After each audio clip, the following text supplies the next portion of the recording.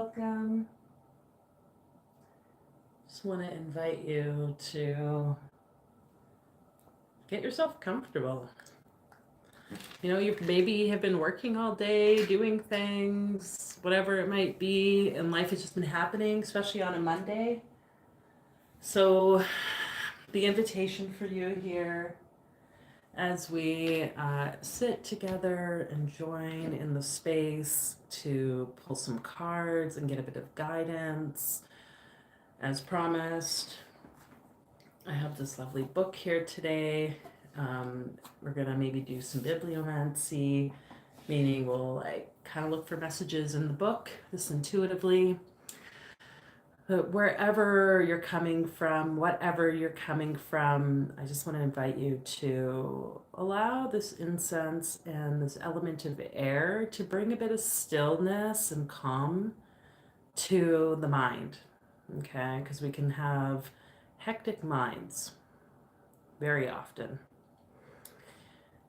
So just allowing yourself this time to come here.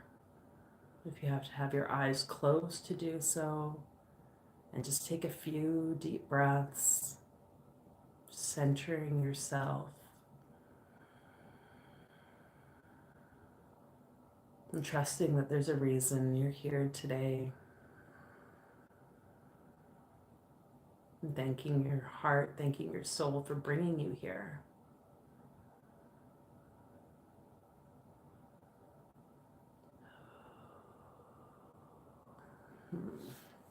Okay.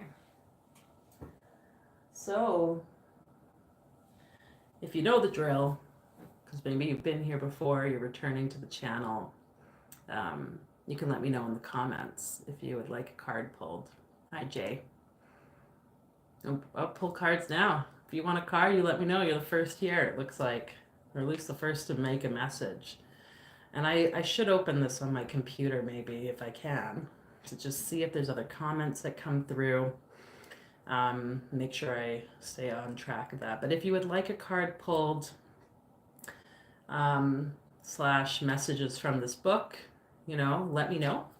And a little bit about the book. I guess maybe a little bit about me, because, you know, you might be like new here. I don't know. My name's Fola, by the way.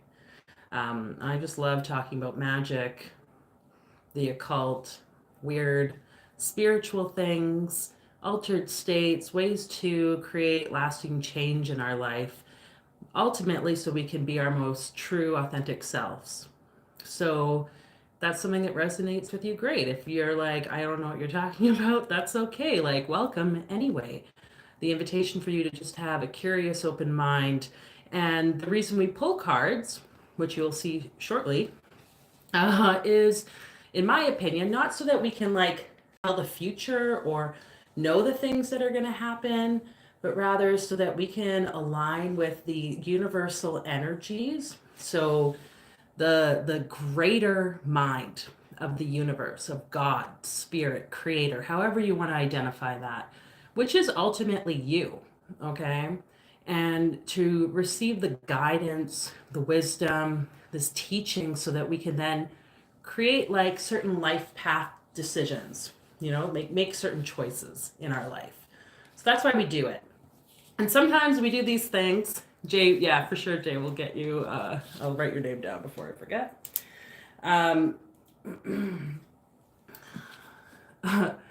Sometimes, you know, we might be curious about things or do things. And the reason I felt called to use this book is, well, I mean, it was kind of calling to me off the shelf this morning, but also the recognition of, you know, when we are interested in some of these spiritual topics or areas, it can kind of be a bit of a sentence. You know, in the past especially, it was a sentence on many people's lives, including this Giordano Bruno, who was burned at the stake, called a heretic, you know? So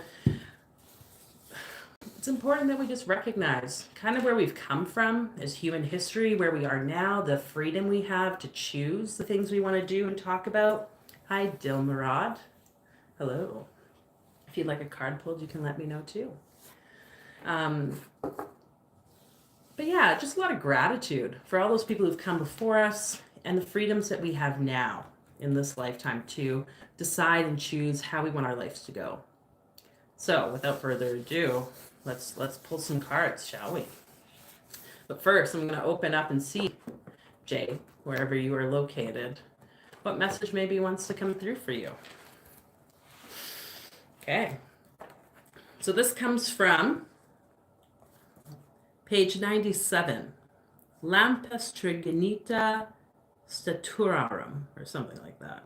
What is that? The triple light of the star, maybe? I don't know what that means. No, probably star is stellarium or something.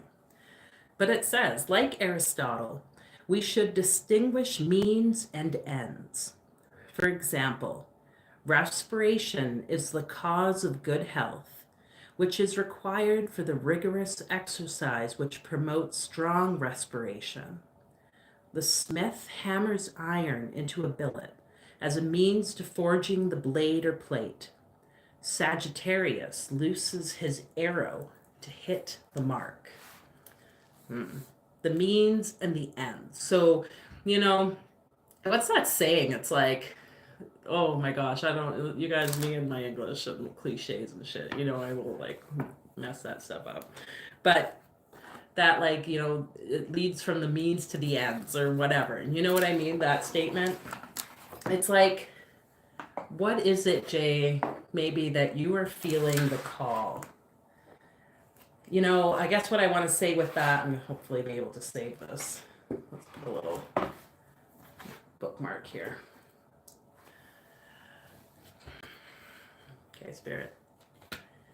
Sometimes, in order for us to see, the success or the results that we maybe are feeling called towards, we're going to have to put in a little bit more work. He's kind of talking about the breath. In order to, really become, an athlete, say, that person's going to have to promote a deeper sense of building up of strength, really working hard to gain that, extra muscle, cardiovascularly, respiratorily, if I can use those as words. And so I guess for you, Jay, kind of the question is, where is it that maybe getting or stepping into the means of what maybe you're feeling called to create for an end result? Are you doing those things? I love that last statement. Sagittarius looses his arrow to hit the mark. It can seem kind of like a loss, but in order for us to reach that goal, we have to be able to take certain steps, sacrifice, I guess, certain areas of our life. A good example could be maybe you want to go forward with studies, with school. But then there can be this sense of well, should I if I do that, I'm not going to be able to have maybe money to go out with friends or time to go out with friends as much as I used to, whatever. It's okay, well, what the means have to then lead to an end. And it could be seen either way, Jay, you either spend more time with friends and 10 years from now, look back and be oh, why didn't I go back to school? Whatever. This is just kind of an example, whatever's going on for you in your life. I just really feel like there's something here, and we're going to pull a card or two to kind of gain some clarity on that for you. Hello, lovely people. Abstract Voice Podcast. Chaley. I like that. If you'd like a card pulled, let me know, please. I'll pull some cards. Get a message from this lovely occult book. Okay, but Jay, let's see. Oh, no, let's do that again. Okay. Oh, we got a few cards that just turned. That's interesting. So we have the Nine of Wands, we have the Nine of Swords, and we have the Moon. So Nine of Wands, we have the Power card here. Jay, Nine of Swords is cruelty.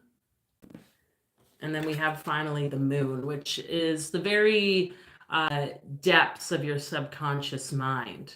Okay. It's this concept of, something perhaps there's it could be seen that there's the means that might be kind of holding you at this point from those ends might very much be tied to certain beliefs that you hold about friendships, about what it means to even reach an end, to accomplish your goals, what you've held as your goals. This is kind of something I talked about in the community membership with bibliomancy just today, but just noting whatever these kind of like subconscious beliefs or ideas or thoughts that you've been kind of like telling yourself as true. Because I think what it's like really kind of getting at is that when we operate from that place of like you operating from that place of the subconscious mind, kind of taking over how you're then showing up in the world, what you're doing or not doing, what you're choosing or not choosing. It really is like a power game.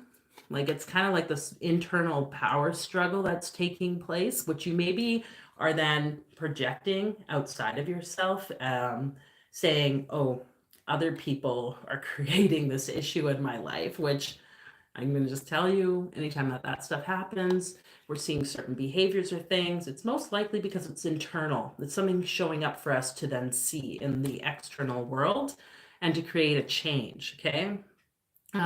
But ultimately, that's like a cruel way to treat yourself, okay? There's like, and again, it's a thought thing. We have the swords here.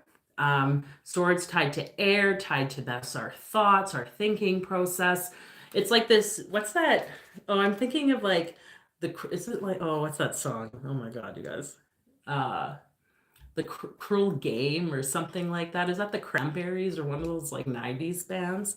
But it's like, it's this thing that we are doing to the self that ultimately is impacting how we're then showing up. But like, it's fascinating to me that we have 2 9 cards here. I feel like, Jay, there could be a lot of potential. Like this is like a cycle ending. This is you being able to break these old patterns, break the chains, so to speak, of what's linking to your subconscious mind.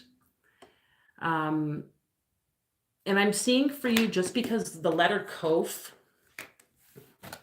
Okay, first off, we have Ingazi, the rune, which is like the action rune. It's like the ing. You can think of like fixing or like, singing. It's the like action of something.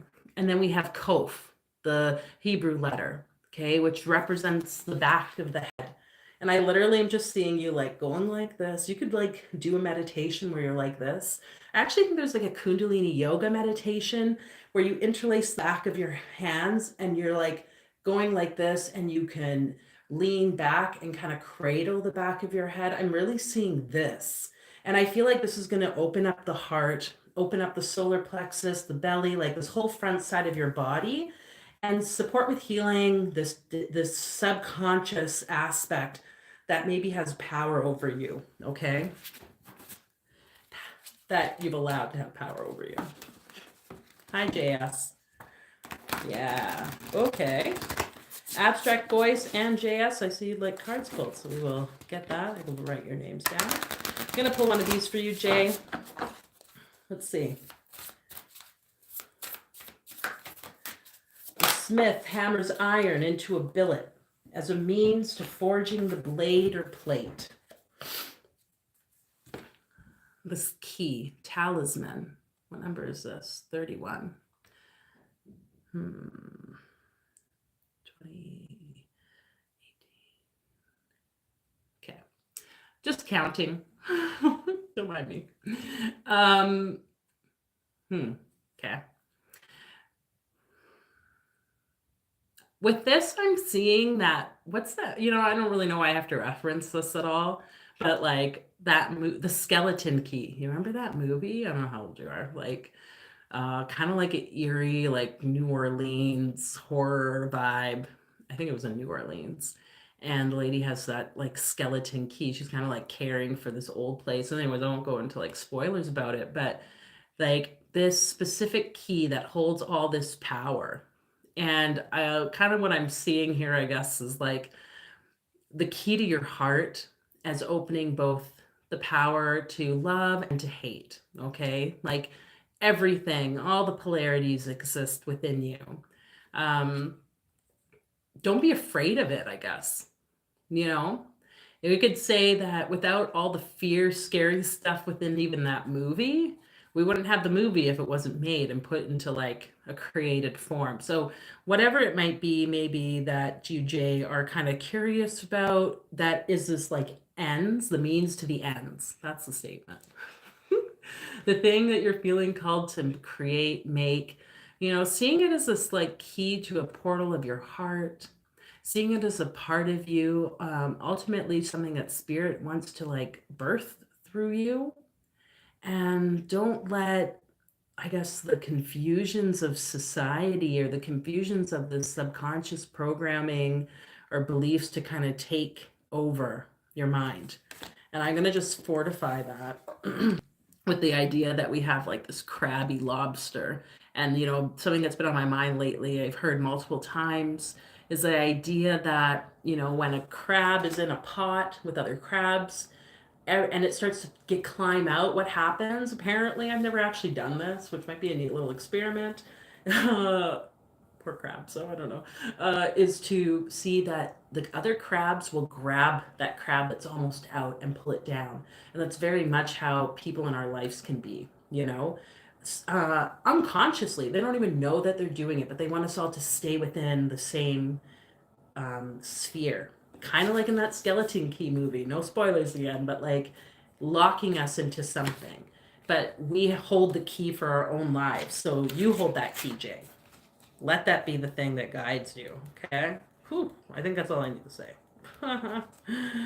Okay. Sweet. Thank you for being here. Let me know if that resonates or not, if you want. Do what you need to. Okay. Nice to see like some new faces here. I think it's probably because I'm using my phone on this like other view. What is this, portrait view? But that's cool. If you're new here, you want to find out more about the things I talk about or whatever, check out our community. Be a part of fun, magical conversation. You can, subscribe, do whatever you need to do. Okay, Abstract Voice Podcast. Pull a card for me, please. And then JS will pull a card for you. I wish I was a podcast. Oh, I wish this was a podcast. Yeah, well, I mean, you don't have to look at all if you don't want to, Abstract Voice. But I do have an occult cast, the Living Magic Occult Cast. You can check that out. And I'm creating more content. I think actually all the content you can listen to without watching the video. Mostly they've been interviews, but I'm kind of branching into sharing more about my personal experiences and things that I think can be helpful on the journey. So, yeah, you're welcome, Jay. Thanks for being here. Okay. Hi, Candace. Candace Lilacs. Yes, if you would like a card, you can let me know. Yeah, I don't think I've recognized any of you, so this is super cool. There's a reason I was told maybe to put it at this time. Okay, Abstract Voice. Let's pull you a message from this lovely book.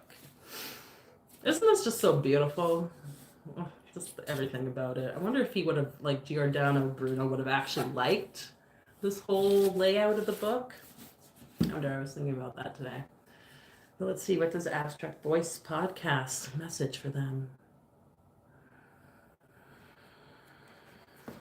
Hi, Andrew. Hello.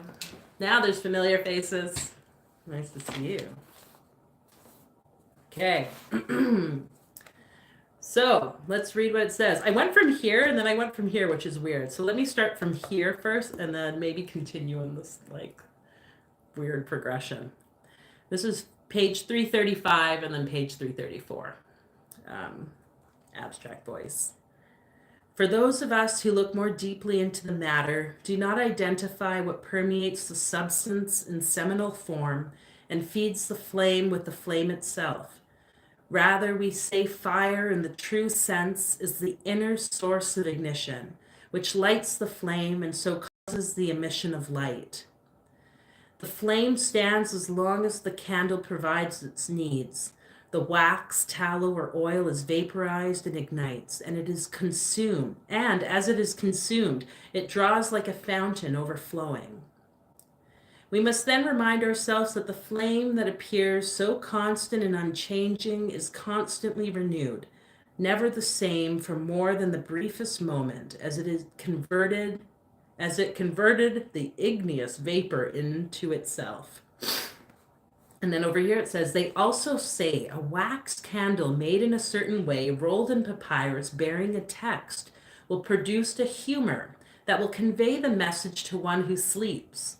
The words and their intended meaning forming in their dreams as the candle flame consumes the waxen reed. I like my body is swaying, which is interesting. That means to me there's something like deep communication for you. Abstract voice. So I don't know, like, do you channel or do something like that? Because that's usually kind of like the energy that shows up. Usually I'd say with like swaying or if we're picking up on like source energy. But like two things. So channeling and candle magic, I guess is what I want to say, which might be something, an area that you've been curious about or not sure how to deepen the practice. I think in order to deepen the channeling, it might be helpful for you, or if you just start opening kind of up those doorways to how you can connect to the divine communication from spirit. That's what I mean by when I say channeling, by the way. It would be beneficial to use candle with the intention candle magic, because you can specifically intend based on the color of your candle, things you etch into the candle, whatever the case might be, oils you put on it, how if you make your own candles, all that stuff. There's something there, abstract voice, that I think might be beneficial. So if this resonates or not, let me know, obviously. But like, I feel like this is something that will really deepen your spiritual practice. Okay. Hi, Pale Rider. Hi, Golden Lily. If you'd like cards pulled, you can let me know. Ooh. Is there another card in here? Nope. Okay. I don't really care to read things reverse necessarily, but I will say that the Empress card came out first and she was in reverse. So if that means anything to you, Abstract Voice Podcast. And then we have the Son of Stones in the West, this Prince of Stones. And it was like, it literally came out like this. So I'm just going to lay it like that because I feel like there might be a reason for that. So we think about the Empress. This is the card of Venus. It's like a very artsy, beautiful card, I would say. The sphere of Netzach, that has this strength energy of the feminine, and it's fascinating because she is standing. I'll show you here. I feel like this might tie a lot to, yeah, okay.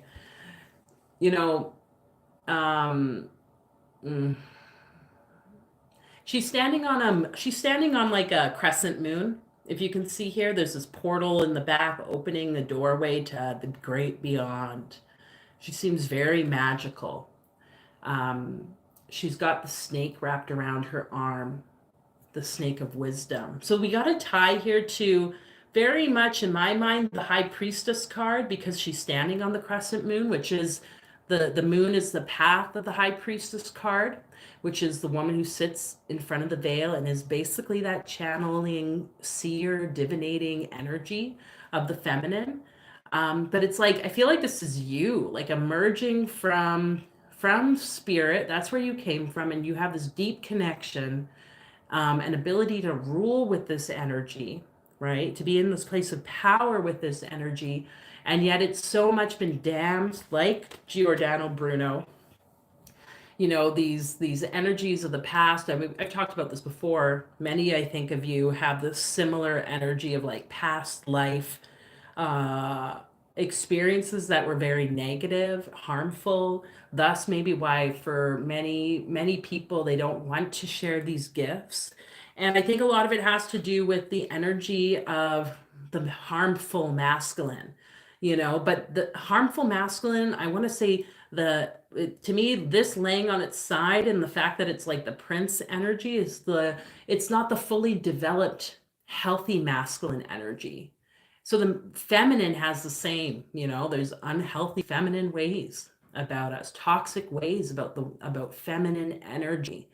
But when it's in its like divinely like mature at place, it's helpful, it's beneficial, it props things up. And so the fact that this was laying on its like kind of side, it's almost like it's like this is from the past, this unhealthy masculine patriarchal energy that maybe damned you in the past, past lives, whatever you want to like refer to this, the systems that haven't really worked, but it's like the foundation leading you to be able to even rule in this place. And the two other cards that came out are the Chariot, abstract voice, and the Four of Swords, which is known as the Truce card. Okay, truce. So it's like instead of continuing to battle with the concepts of how this story of like the divine feminine, divine masculine energies, and all the crazy stuff that happened in like, two women or whatever in this lifetime, but also way in the past. It's like kind of like saying like get over it. Note that we've needed to find balance. I say balance, I see a feather here. We could think of balance of Ma'at, right? The one that we weigh the scales of our heart with. Like just it's like the past is the past. And that can be really hard to like move beyond, but it's going to be so necessary for you. And I just want to see this Chariot card. It's like interesting. It's like, it's very different than the traditional Chariot card. It looks to me like the Noah's Ark. It's like Noah's Ark on steroids, I guess. And it's interesting, it's in red. So red being the sphere of Geburah and the tree of life in the Kabbalistic system. The sphere of like the severity, worry, king riding in the chariot going to battle. But what I'm seeing is you don't have to necessarily still ride into battle because there's nothing to battle. If we think about Noah's Ark, he made this ark and then the world was destroyed. There was nothing else, right? So it's aimless. There's nothing there to fight because it's all been annihilated based on this like kind of contract, I want to say. So stop wasting your time trying to create things to fight, abstract voice. Instead, it's like just trust this and use the energy of the past, use the energy of the things that you've learned, that fiery Mars energy that is this red Geburah in balance, okay? Because I think it's important to say we have what this card, the zodiacal sign with this card of the Chariot is actually the Cancer, which is like a water sign, okay? Which is, we have the crabby energy again in another reading. This just shows me you got these links. It's like that balancing of the fire and the water without getting overly like intense can help to propel you forward with this whatever divination, connecting to spirit, not necessarily for others but for you in your own life. Okay, abstract voice, let's pull a card here. And hello, sorry, I'm gonna go back up and read everyone's mostly if I can. Yeah, Pale Rider, you know what I mean. I remember a couple of past lives, so it's interesting, this subject. Alchemize your pain. You're in Aries. Okay, so Aries being tied to Mars and that Geburah energy, and I date an Aries, so like I can recognize a bit of that intensity, the thing like the track mind like this, but that's okay. The traditional card of the Chariot is the Chariot being pulled by two Sphinxes. And the Sphinxes are kind of like this balanced energy of spirit. They represent all the elements. They represent like the white and the black, the left, right. It's about this like centeredness. And so I think that's really important for everyone. But how wonderful that you as an Aries are like the forward, like front aspect, like the I want to say the trailblazer, really, of the whole zodiacal like birth signs, right? You start us off. What's this card? We have the relief card. So if you're looking for relief from any of the energies that I've talked about, if you are maybe wanting to find this balance, I love how we have these cardinal signs kind of shown here. I really do want to invite you to, as the book mentioned, Abstract Voice, to like tap into the candle and the fire, which makes sense again. Aries being the cardinal fire sign of the chart. How can that support you with initiating things and moving forward? You might not even know what it's going to look like, but just be like, okay, I'm just going to light a candle safely, obviously. Okay. Like, I think it said like people would like candles go to bed. I don't really, I'm not gonna lie, I've sometimes done that, but like under very safe conditions, which are not very safe, probably. Um, but there's something here about finding this balance and like this relief in the relief in the balance. Okay. And I think lighting a candle is going to help you to really like tap into that. Just light a candle, say a prayer. You don't have to like sit in front of it for hours. It's okay to light the candle a bit while you meditate, blow it out, or like they say, like usually to snuff it out. And then come back to it for like 7 days, for a week, do that practice or until the candle burns out, right? And just like be open again to whatever this energy is, because I really do feel like the masculine is like supporting you here, and it's going to be a really beautiful throning, a crowning of who you are, um, whether you're a man or a woman, right? I say feminine, but like this is about the feminine energies, in this case, that channeling, divination, seeress energy. Okay, so I just wanted to clarify what that means because we're all have masculine, feminine aspects within us. Okay, oh, that makes sense. Alchemize. Oh, I read that. I'm a Libra moon rise. I'm a Libra moon, Libra rising. Oh, okay. Oh, interesting. So you go, you know all about balance then. Okay, yeah, you're welcome. Okay, I'm going back up. Oh my gosh. Hello. Okay. Do, do, do, do, do. Okay, Golden Lily. I think you wanted cards next. If anyone else wants cards, maybe I've missed it. We will see. But we'll do Golden Lily. I see there's other people coming and going. Oh no, I lied. We're doing JS. Then we're doing Golden Lily. Thank you, JS. See, this is why I write it down. Don't you worry, don't you worry. Oh my gosh. You're probably like sitting there like, what about me? Oh, let's see what comes up here. Well, maybe you're not sitting like that, but I'd be like that probably. What about me? They forgot about me. Are you the type of person, you don't have to answer this, by the way, JS. But like, would you be the type of person that would be like sitting there and then like resentment? Oh, why didn't they choose me? Okay, anyways, I digress. We're gonna pull a card, open the book for JS, and then pull some cards.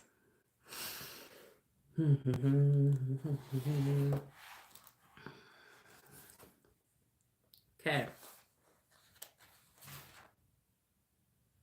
I'm going to start from the beginning of the section on page 93. Ooh. 93 is a number. Okay.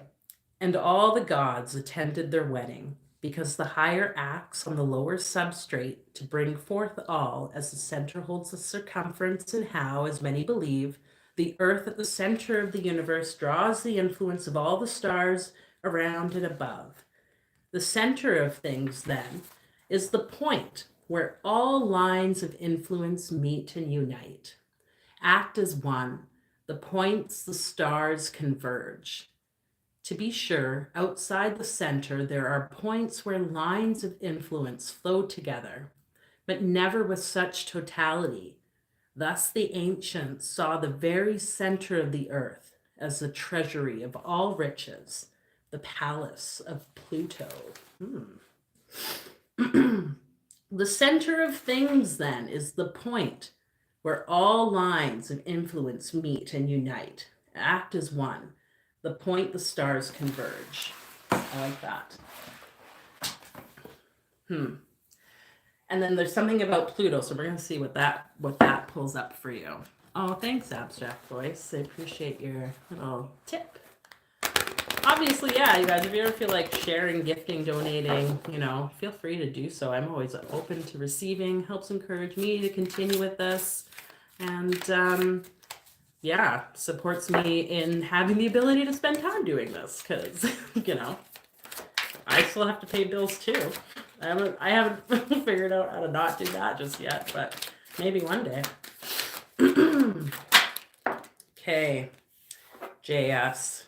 Something about this point, conflict. So maybe, what I was seeing as I was reading that, JS, is this idea that you are kind of like the center, okay? Sometimes in our life, sometimes we can play that, we've talked about this, my partner and I often, of being the person that's constantly organizing people to get together. People rely on it, right? For you to be the one to, hey, but other than that, no one maybe really does that initiative. And so there's certain ways in which we can show up as center. And that can be tiring. And that can be overwhelming because, we want to be able to rely on others as well. We want to be able to feel that love, feel that connection. But I was kind of seeing this point of the center, which, I think ultimately we all are, that solar disk circumpunct energy where we radiate and others can kind of come and connect. But what happens when whatever these lines are, if we think about each of those even circumpunct points being lined into the universal circumpunct point, if any of this makes sense, and we have a conflict, because the first card that came up is the Five of Wands. What if there's a conflict with someone in our relationship structure or circle? What happens then? How do we show up? Or if there's a conflict between two people, two lines within this sort of circle point that is surrounding you or that you are the center of, how do you navigate that?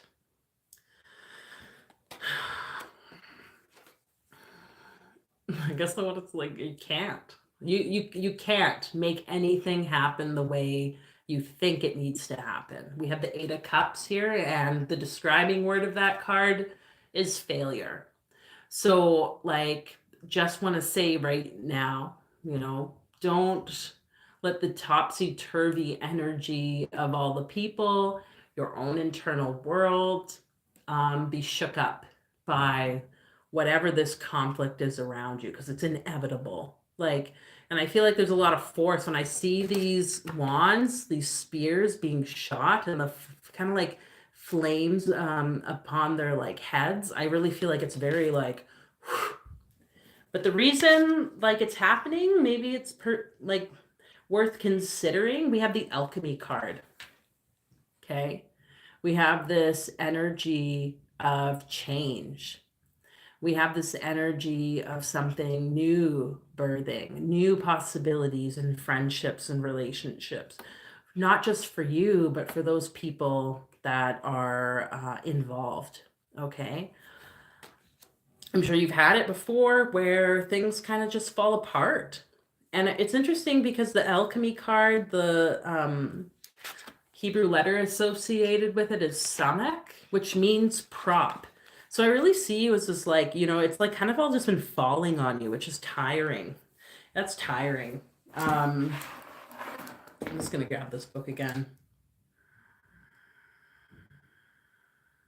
But you know, this treasury that's you, I guess, JS, like this treasury that is at the very center of you, that has all the riches, this Pluto. There's like, or this palace of Pluto. This is, I think, something that many people might want to uh, be blessed by, but it's up to you as the treasurer of it, the one managing the funds, managing the energy, give and take, or gifting and receiving, if you want to word it like that. That's so important for you to do. And the fact that it's tying in Pluto here, and Pluto being tied to Scorpio, which is very much the alchemizing energy, even though this card's associated with Sagittarius. The bow, which we just read in one of the other readings, again, ties. There is this possibility for real birth, death, rebirth energy and something beautiful to come out of it, this conflict. So don't carry the failure as you, don't carry it, or even, sometimes I'm not saying don't see it as a failure. I think, embracing failure, embracing, okay, maybe I learned how to approach this differently next time, or to not say certain things, or try not to fix certain things. Just really trusting that, I think, can be important for you, JS. But we'll pull one of these. Hi, Michelle. Yeah, I don't see why you can't ask a yes or no. It's not going to be a yes or no answer. Well, I mean, maybe it will, but you can let me know in the comments if you'd like. Oh, yeah, have a great evening, Abstract Voice. Thanks for being here. Ooh, look at this. We got like well, it's interesting. There's no point in it, but this is the full moon card. So I feel like for you, JS, perhaps there'll be some form of resolution, deepening of your understanding and illumination on the path around the 2-week period. I think the full moon is like the 16th or 15th or something of this month. So just be open to whatever messages might want to come. Don't force things to happen. Just trust. And you could call on the waxing moon, and as we move from new moon to full moon, to really bring this sense of illumination to your life. Okay. I love how there's the moon on this card too, and it's like kind of like this is how it looked the other day when I was looking out the window. So there's something moving. There's something moving, I feel, for you, JS. So whatever that means for you. Hi, Soon Seas. Okay, we'll pull a card for you after Golden Lily here. I think was the order. Oh no, Michelle first. Don't worry, we're figuring it out. Michelle, yes, no. I'm just gonna write beside it, and then Soon Seas. Okay. Yeah, you're welcome, JS. It helps me to know that these things resonate. I also like to say, I don't know, you guys, it's taken me a while to come to terms to card readings. Because it's like, well, I'm not here, like I said, to tell the future or tell people what's going to happen.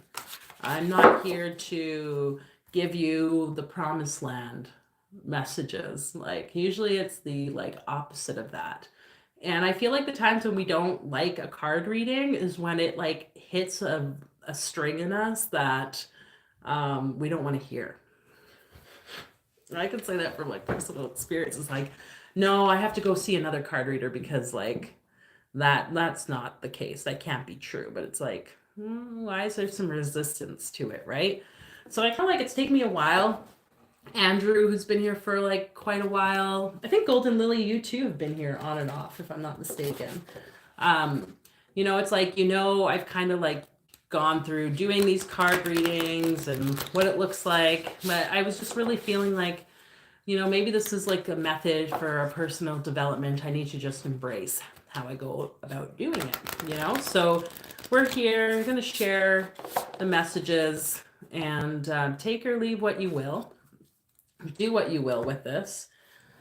It's no skin off my back. I'm going to continue living life, but also test what I am saying in your own way. You're using your intuition to gauge, okay, what is my truth, right? Not just what Fola is saying or someone's saying to me on a screen, a little black mirror that you call your phone.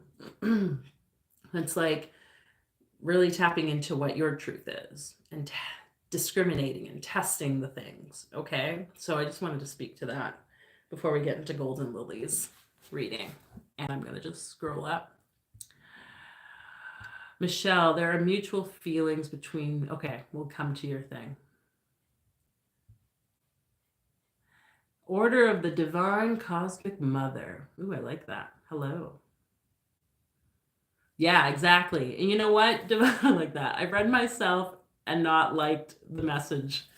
And that's so if I'm reading for myself, like I don't really ever do, I don't really actually do readings. I'll just like have fun pulling cards. But if it's like I'm sitting with, and I think it's because I intuitively will like dream on things, meditate on the things I'm wanting clarity on. And it's like, it's cards are not a one-stop shop, just like psychedelics. I have to tell people often, like, just because you do a plant medicine journey doesn't mean you're going to get all the answers just bang and you're good. It's like it's a continuation of the process over time. And I think the same goes with anything. So, it's okay to pull cards, to seek out the support. And I will go to people that I really trust. I have like a handful of folks, I would say, that I will go to for a card reading when I'm absolutely needing that like guidance. But until then, just have fun with it. Okay, Golden Lily. Let's do it. Oh, okay, well, let's see. Giordano Bruno. What messages do you have for Golden Lily? He is the beginning. Oh, this is from page 37. It's short. He is the beginning, way and end. He is entirely himself. He is the source, river, and ocean. I feel like you might want to like write that down.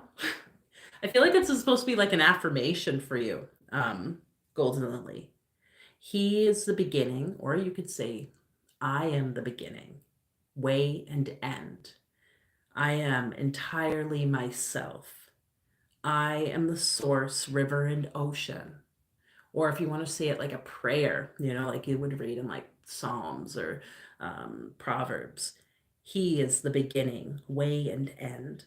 He is entirely himself. He is the source, river, and ocean. So we'll pull some cards. I want to note too, that's like passage number 11. So I'm thinking 11, which is the Justice card. And that's going to be the card that we're going to be exploring in the tarot, either this week, next week, depending on when I release that video.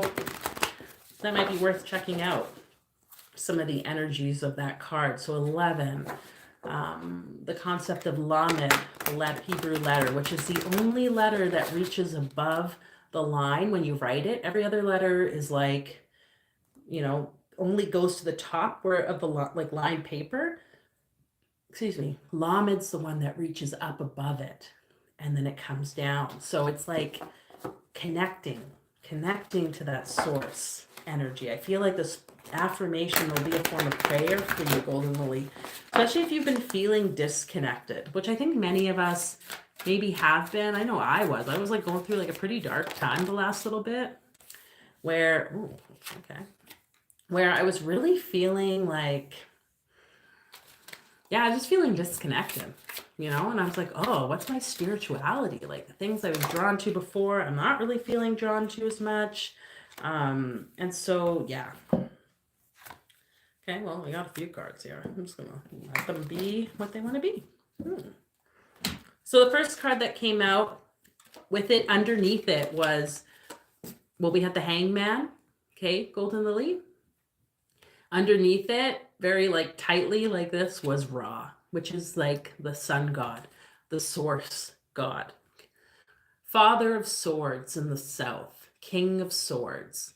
So very much an energy here of like spirituality.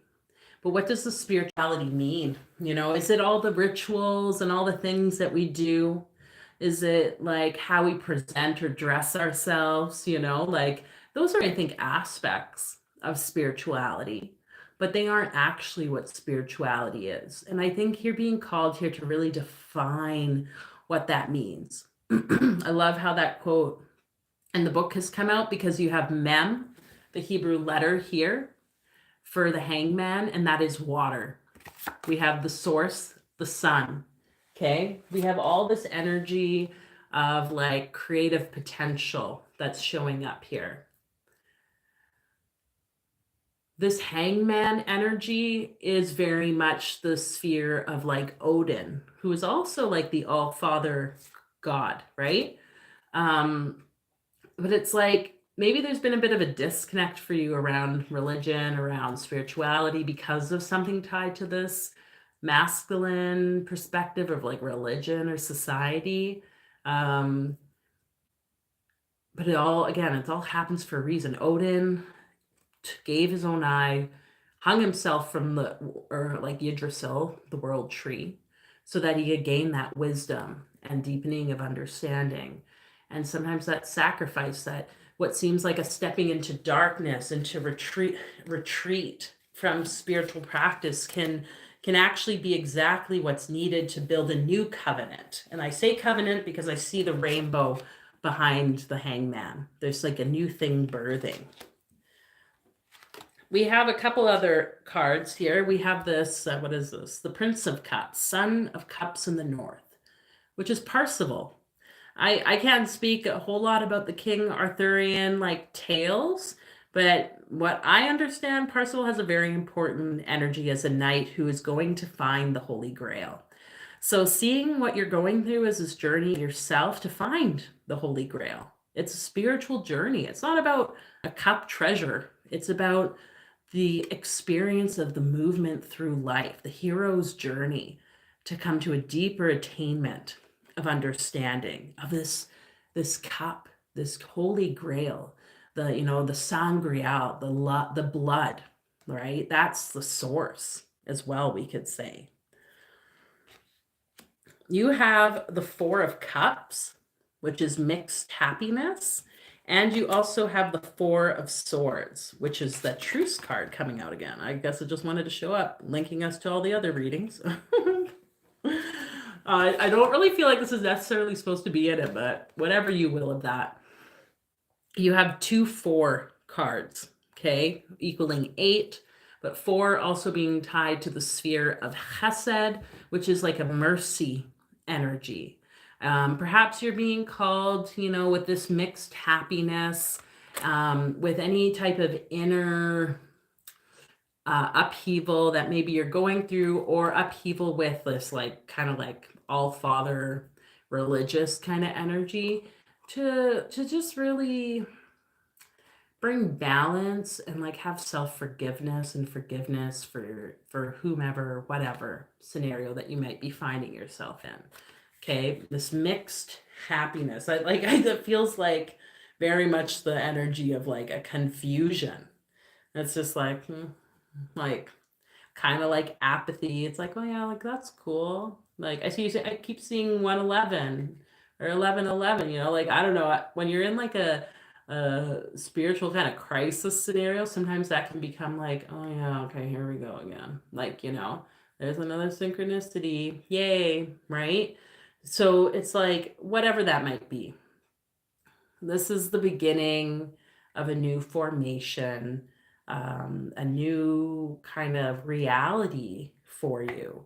And I say that because 4 being chesed, meaning that is kind of like the place where manifestation really kind of begins in the physical world.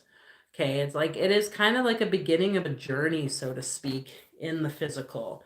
So you might be on Golden Lily to like explore the story of Parzival in the Arthurian tale. There's things online you can listen to, stories and reasons that these myths and tales exist are so that we can learn from them and apply them to our own life, like see ourselves in their shoes. And that might be something that's supportive for you.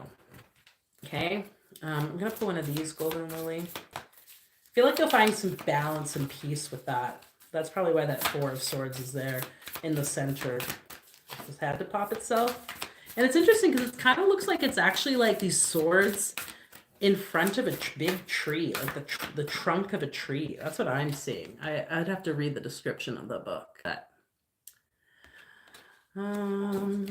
Okay, one of these cards for, oh, too many cards. One of these for Golden Lily, please.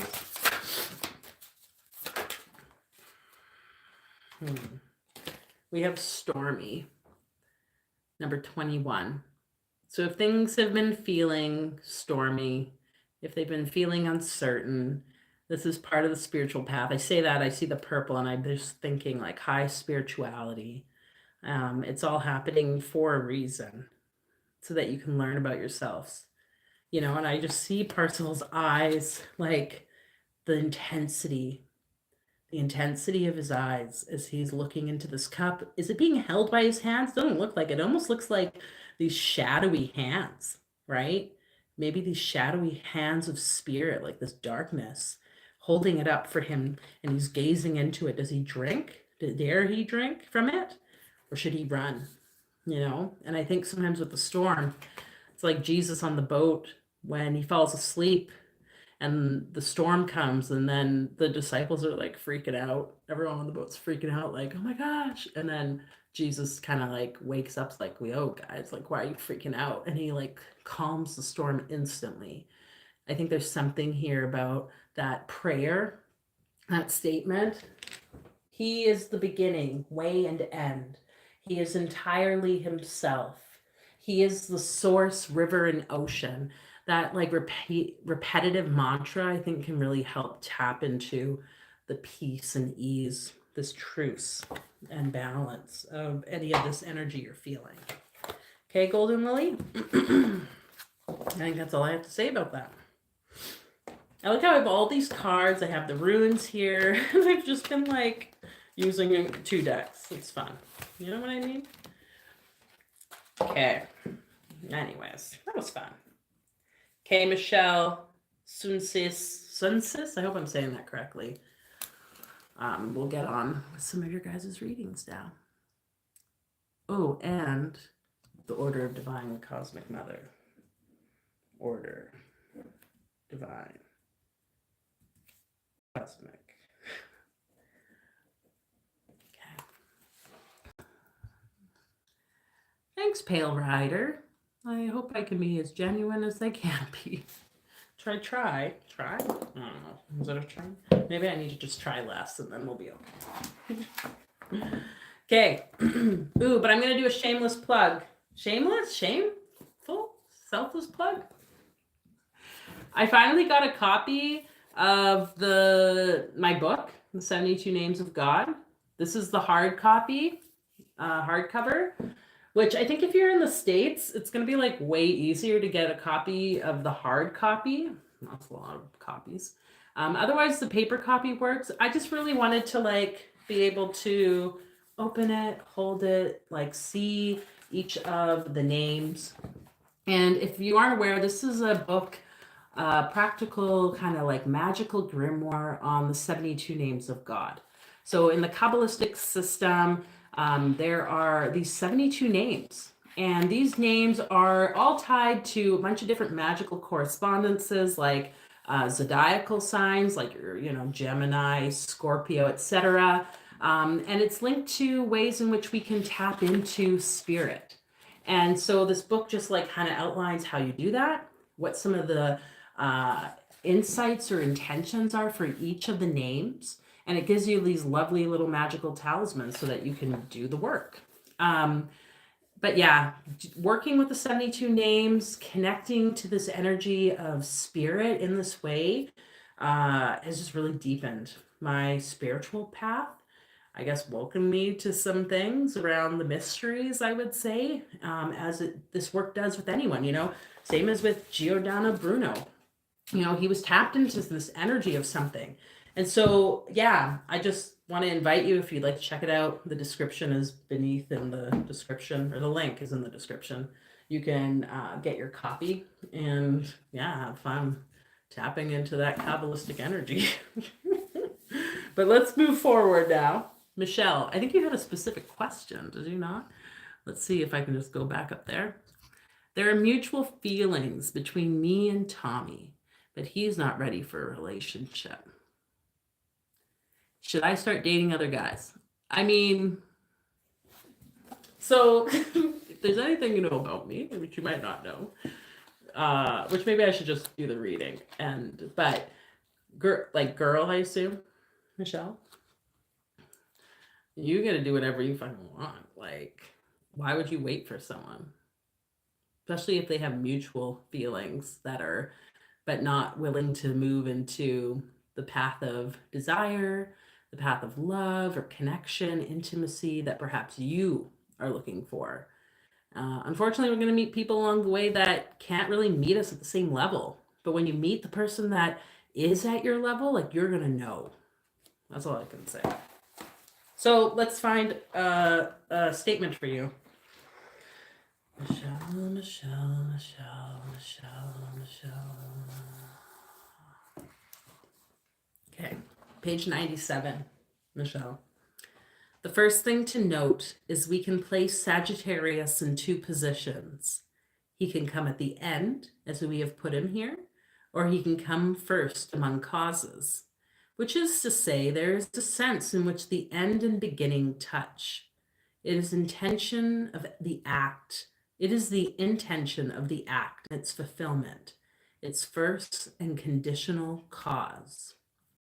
So the first thing to note is we can place Sagittarius in two positions. And I think this likens it to kind of what I'm saying, but in the sense of you ultimately, Michelle, get to choose what you do. You can wait around and see what happens. And, however you decide to spend that time, waiting for someone who may or may not be open to experiencing life with you.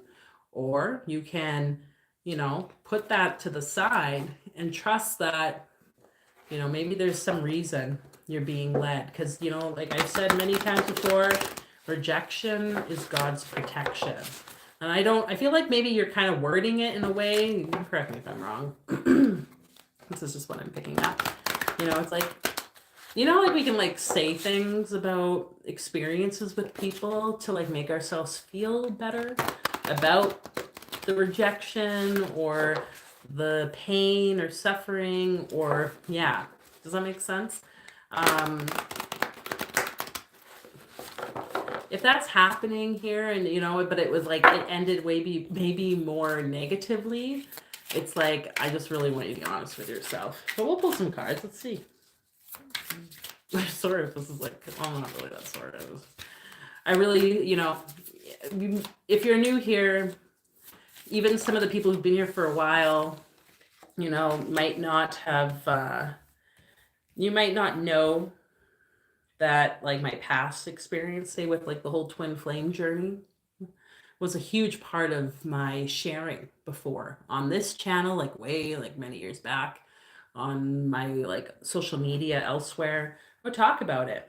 And I feel like I wasted. But if I had known the things I know now, I wouldn't have spent so much time in those experiences, in that relationship such as those.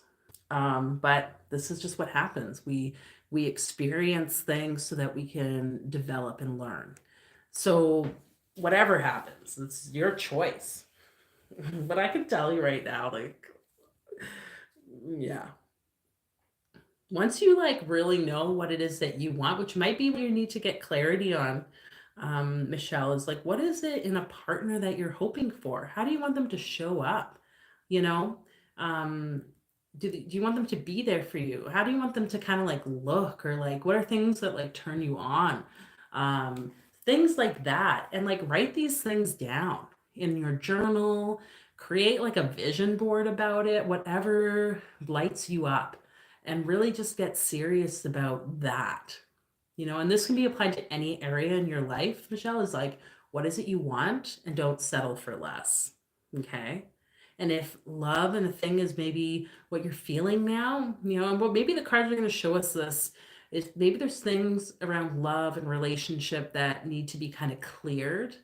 And that's where the work is, right? So that we can draw in the right person, or the person that's ideally aligned with us, because our energy just is then aligned. It's not that we really have to do anything. It just, that's the energy that you start emitting. So we have the four of stones, the power of the earth. Okay. So there's something ancestral here, I feel. Mother of Swords, Queen of Swords in the south. Ooh, we have Nuit. Yeah, there could be some mother wounding stuff that's been taking place. But I think this too is again tied to something about the feminine energy. So Nuit, the like kind of like sky goddess that everything kind of like came from, I guess we could say. She literally is like encompasses the earth in this beautiful shape. And the golden stars fill her night sky. It's like all this energy of the earth, the mother earth, this mother energy of the feminine, our mothers, right? There's so much like density, I guess, that we carry that is wanting to be healed. So this could be going back a few generations in your ancestral lineage on your mother's side. Nuit, the goddess Nuit in the Egyptian pantheon, will be something that would be helpful for you to connect with. Ooh. Oh.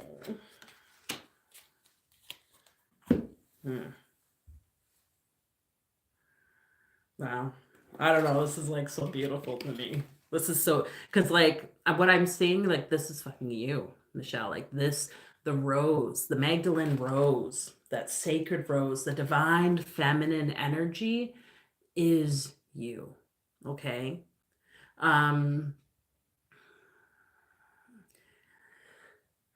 Nuit can help you to see this.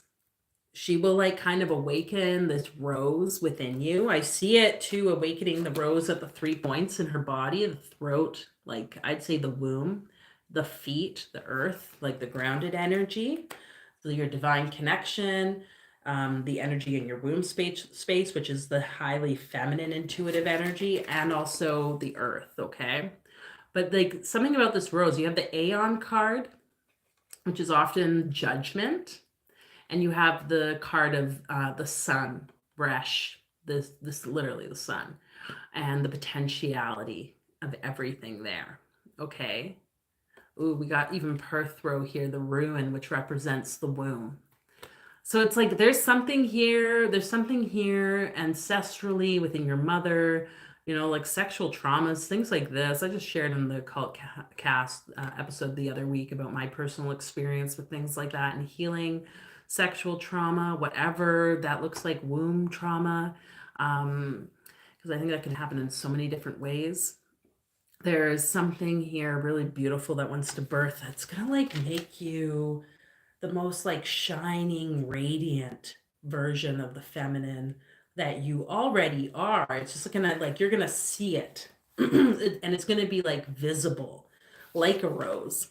But like a rose, there's thorns around it. There's things that help protect it, energy protectors, so that not just anyone can pick it, right? Not just anyone can just use your energy. And Nuit, this mother of swords, this Egyptian goddess of the dark, very much helpful. And it's interesting. I'm seeing 2 roses, but when I looked at this card, actually, that's just like blood red river and clear blue river, I think. But I don't know what you see. Whatever that might be. But that's what I was seeing. This baby fetus inside, the blood, fire, the water. Again, we got this kind of alchemizing energy of blood and water, which, Magdalene is tied to that Holy Grail that I was just speaking about in the other reading in Parsival. Like, the whole idea is that Jesus and Mary Magdalene were actually like husband and wife. She was the one that actually elevated him to the level of consciousness so that he could do the things he did. Like, dare I say the miracles, but also like primarily the resurrection, the coming back. Because of the things that she could do. Which, if you're interested in things like that, yeah, Mary Magdalene, um, I don't know, Sacred Rose, Holy Grail, but the Holy Grail being her connection with Jesus, what their union brought together. And they say the Holy Grail was actually their child. So, I don't know, lead you on that little rabbit chase or whatever, trip down the rabbit hole. So again, the feminine energy in your family line, the feminine energy within the world collectively has been like damned. The dark mother energy of Bina has been seen as that. But this is where Babylon, that energy of Babylon, the goddess, very much tied to this as well, can be so helpful. It helps us to embrace our shadow, to heal these wounds.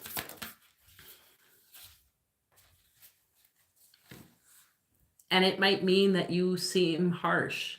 You got the boundary card. Again, does anyone judge a rose for being harsh because it's got like thorns around it? Like, no. Like, we're just like, cool. Like, okay, we navigate around it. So as you go through whatever you choose, Michelle, I'm seeing your message here. I think he actually just has a lot of stuff going on right now.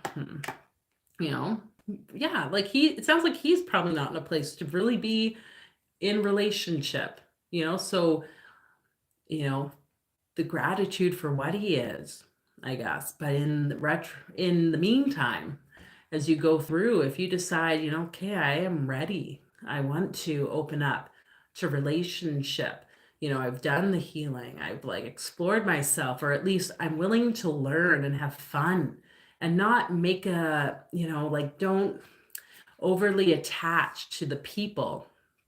Like I think when we're in our, I don't know how old you are, but I know for me in my like 20s, it was very much like, oh, the people and like attachments that were like really unhealthy.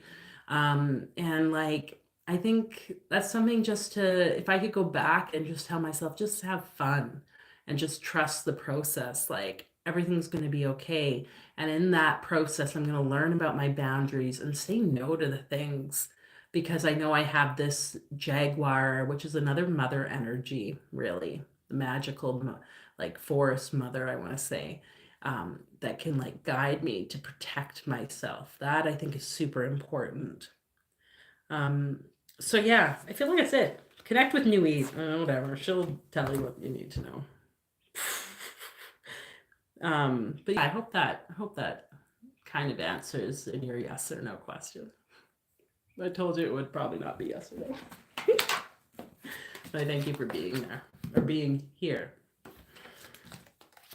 Thank you for being there for me, though, today, by showing up here. Thanks, Michelle. Hi, Shauna.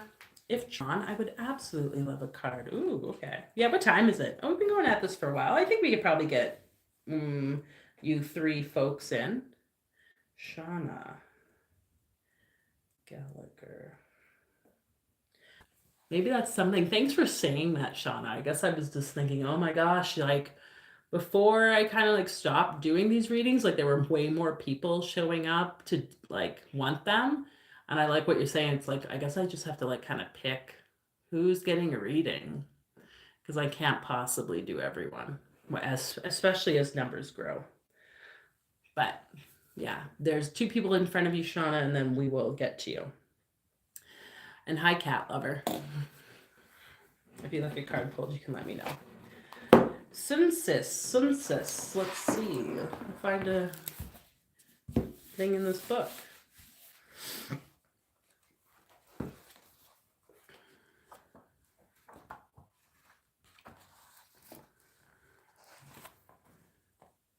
Okay. Article 18 on page 409, Sunsis. We acknowledge three kinds of desire: the natural, rational, and voluntary, which are exclusive. Thus, there is no such thing as a natural, voluntary desire, owing to the manner intellect participates in the world. Owing to the manner intellect participates in the world. The wise do not forbid love, therefore, but love led by the mind rather than the heart, while mystic fools impose unreasonably the bounds of reason at the expense of the natural faculty of love. At worst, those who call love corrupt, corrupt absolutely. Rather than raise us above the heroes, they make us descend among the beasts, against nature and all natural dignity. Well, I don't know about you, but that made like zero sense to me. But I'm going to just say the first part of it. Well, actually, there's two things I feel like I must say. First, we acknowledge there's three kinds of desire: the natural, the rational, and the voluntary. So a natural desire, a rational, like mind desire, and a voluntary desire.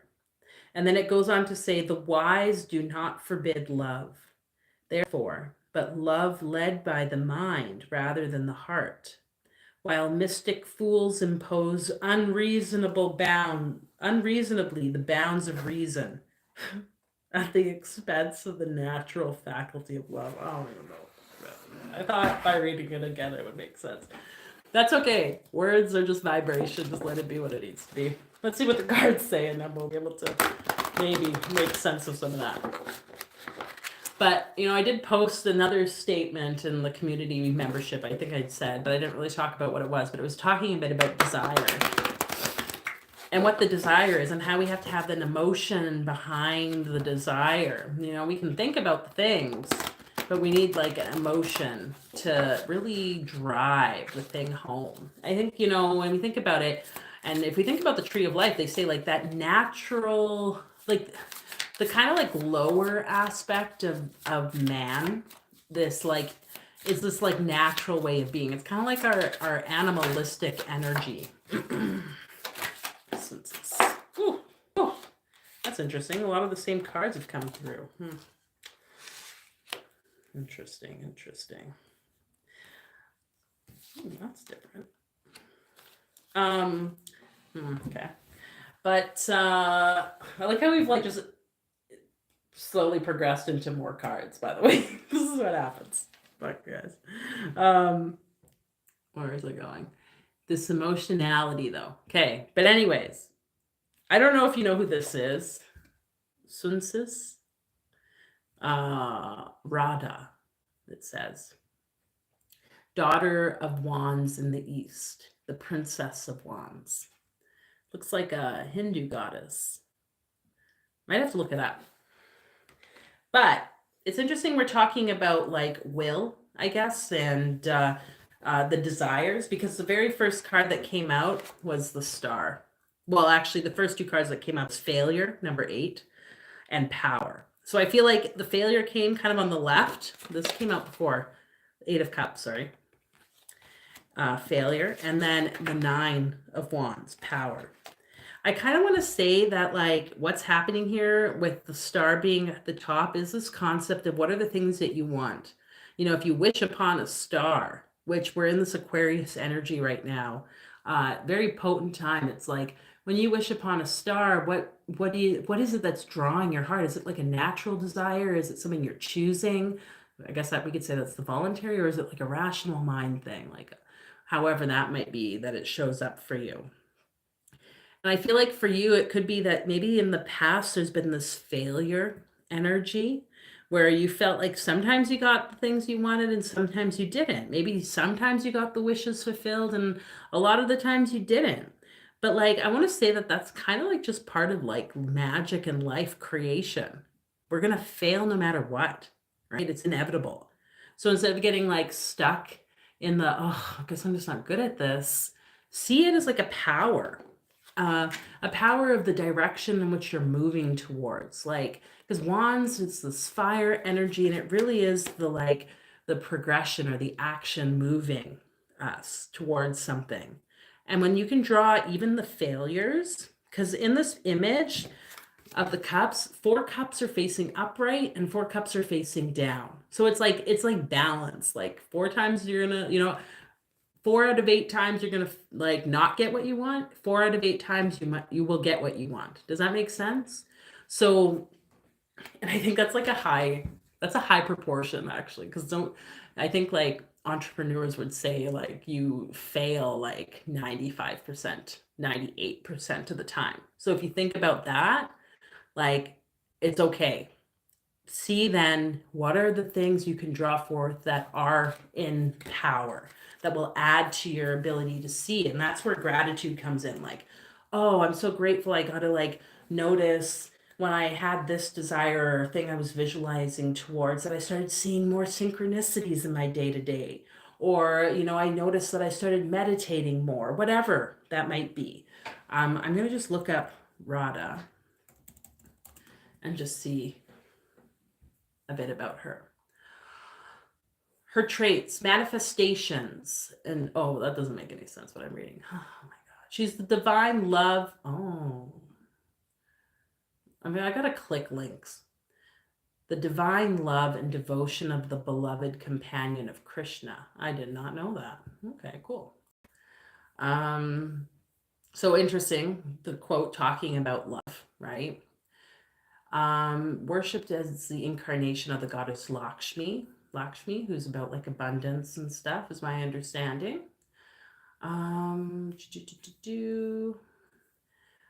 Holds a significant place. She's closely associated with Krishna, the incarnation of Vishnu, and is revered for her role as his beloved companion and devotee. Loyalty, embodiment of love, personifies the divine source of creation. Okay. And it says here, the intimate connection represents the deep bond between the individual soul and the supreme soul, highlighting the eternal love that transcends all barriers. So I'm going to invite you to like come back to the channel probably next week. I think it's going to come out, but I'm in the process of recording the next episode for the occult cast, like the Living Magic occult cast. And since it's like kind of what it's talking about is this will concept, like the divine will and our individual will, and what that looks like, especially in connection to people, to our desires to create things in our life. And I feel like for you, this goddess Radha, who's holding the most beautiful flute, and with this like very delicate smile, just kind of is in this space of trusting. And I say trusting because I see in the star card, this individual here is leaning over the water, and it looks as though like they're kind of washing their hair. It's not usually what you would see in the star card, but like there's this like blessing of this flow of the water element here, which is the source energy.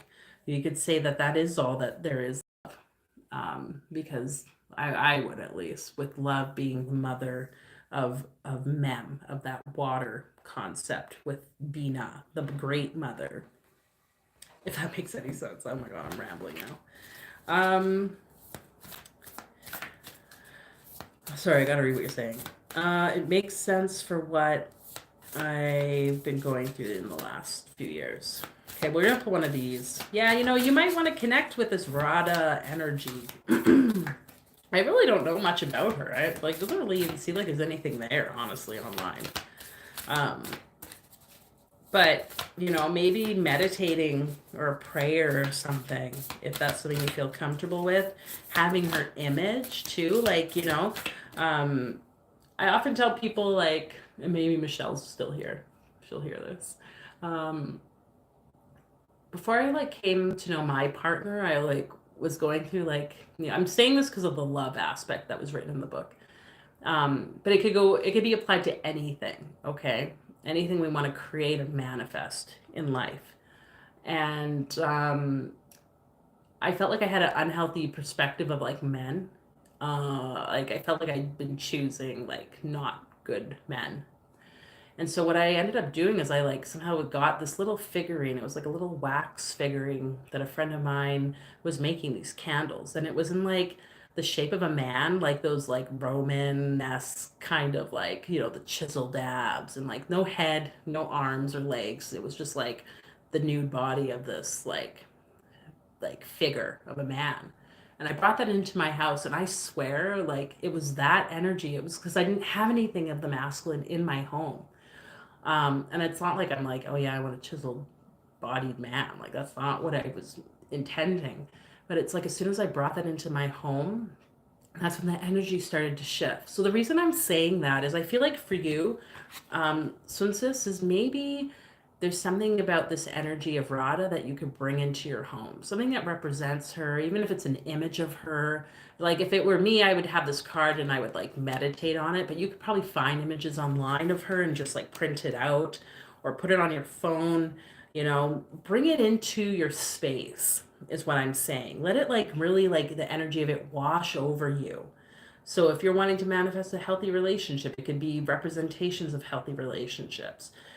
If it's like a particular thing you're working towards, it can be representations of that. That's why vision boards are so great, or can be so great. But I feel like a token, like an actual item of something that could be supportive, maybe connected to this Radha energy, can be really helpful for you to tap into the realizations of like the good, I guess, that you're making or creating in your manifestations.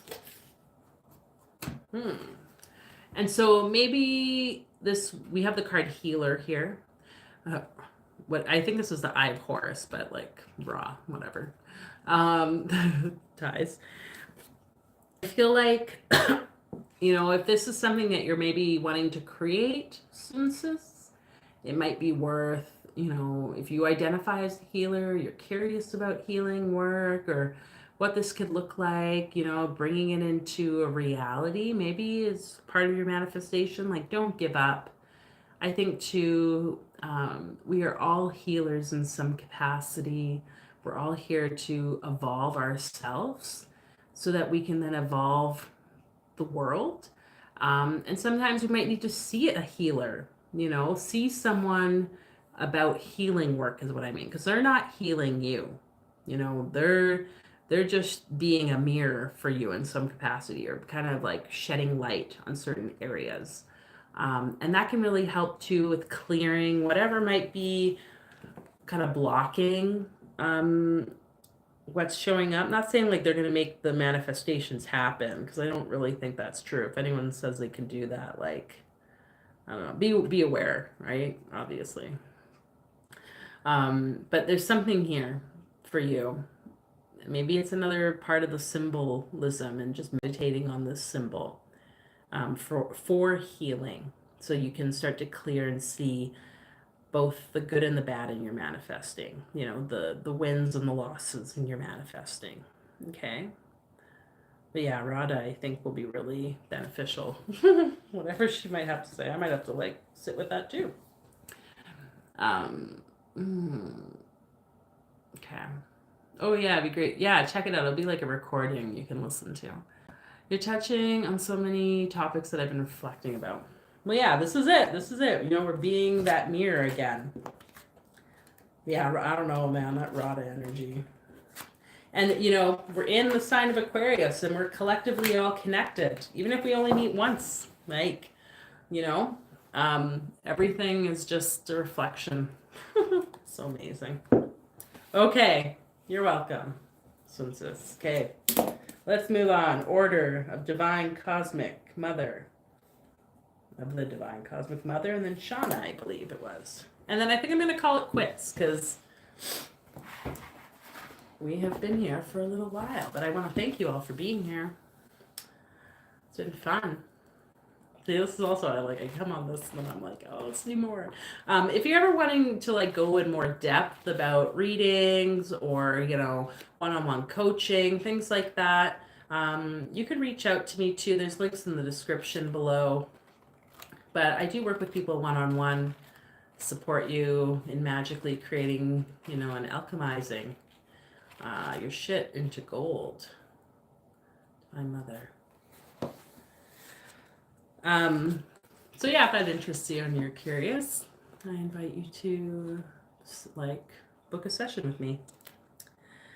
Okay, page 272, Order of Divine Cosmic Mother. It says, "From this, therefore, we now see how the magnet exerts its attraction.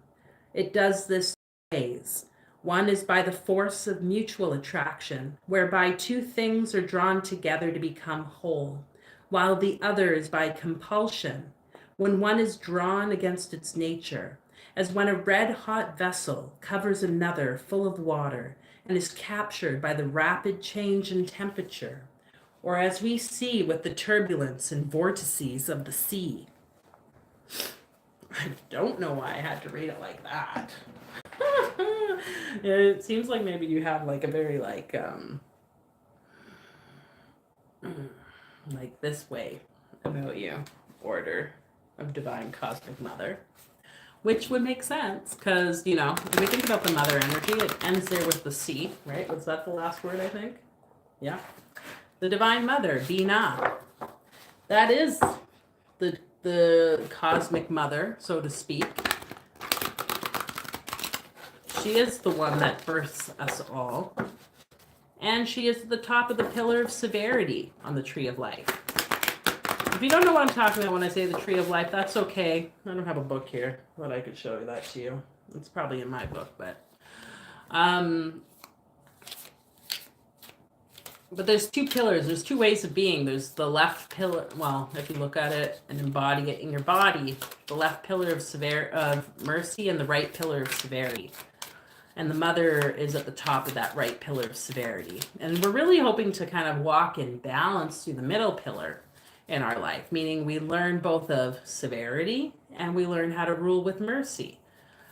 But I think there's been a lot of negativity around that concept of severity, you know?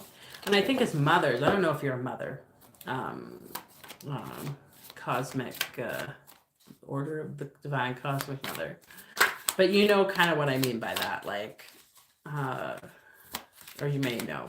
It applies to any parent, you know, whether you're a man or a woman, or whether you have kids or not, or however you show up in the world. Sometimes you have to be a little severe. Sometimes you have to be willing to, like, call it as it is. And I like how it's saying, you know, we can attract, or when I was reading that or magnetize things, it made me think about something. I've been like listening to things about like strong-willed children, which, you know, the way I was raised is like, well, my parents are like, you're being rebellious. Like, it's like, so if you, as a kid, if you don't listen, it's rebellion. Very like Christian perspective. But this concept, this term actually really, of the strong-willed child, that's what kind of like led me to want to write or talk about the concept of will and control. That's going to come out next week on the Occult Cast. But it was like this strong will, this willingness to just be so like intensely ourselves, even as kids, is important. And I think kids can really show us the balance, that being in the middle of sometimes kind of mean and severe and like so bluntly honest, and other times being caring and empathetic and loving. I don't even know if those thoughts all connected. This is also why I probably need to keep it less than like an hour and a half, because it's like, wow. So we have the Ace of Stones to start off. That's cool. It's like I would say it's like a cosmic eagle rolling a stone almost, which is kind of interesting. I love how we have that rainbow image again. This cosmic kind of connection or covenant between something. Stones being the West. In the shamanic traditions I learned, the West is the place of the mother, in the sense that it's the Mother Earth, okay? The body, like this intuition. We also have the Strength card here. Another divinely feminine card. You know, how do I want to word this? Something about like this kind of tying into the book again. The severity of the feminine energy. You know, we can like desire things and bring them forth to us, magnetize them to ourselves by like kind of like willing it like that, or through force, through strength, which is Leo energy, a fixed fire sign, like this very like, can be seen as negative because there's the letter associated with this card, strength, is Tet, which is the serpent. We see her engraved or circled by the serpent here. So whatever that might bring up for you. We also have the death card here, which is shown. Almost looks, well, it's a little bit of a different bird. Ooh. And we have 4 of Cups. Mixed happiness again.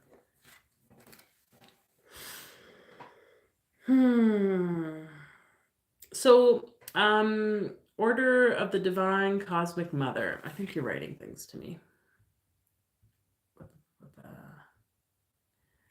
chose the middle path, masculine and feminine. Yeah, I guess that's the way to see it, Shauna. Masculine and feminine kind of pillars in a way, this balance. Indeed, I have 5. Oh, 5 kids. Holy smokes. I think that's what you mean.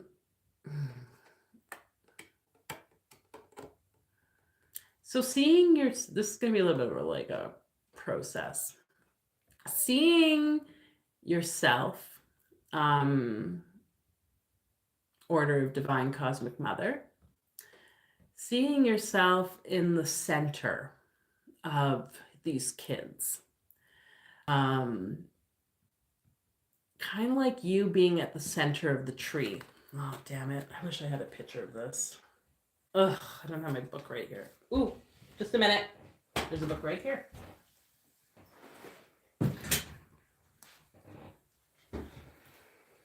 I feel like we need this image, okay?